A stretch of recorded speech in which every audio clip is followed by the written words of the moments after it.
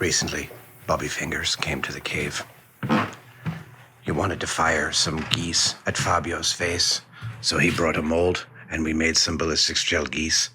Afterwards, we went to the desert and with the slow-mo guys, Gavin and Dan, we fired ballistics gel birds at Fabio's face. It was great. Afterwards, Bobby wrote to me and said that he'd left a gift in the cave, but to find it, the clues were hidden inside his romance novel. I was afraid I'd have to read the gobshite of his romance novel, but we crowdsourced it. The tested members combed through and gave me the clues I needed. There's a passage about someone looking for a knick-knack on top of the knick-knack cabinet in their lavatory. I've got a knick-knack cabinet in my lavatory. Let's see what we've got here.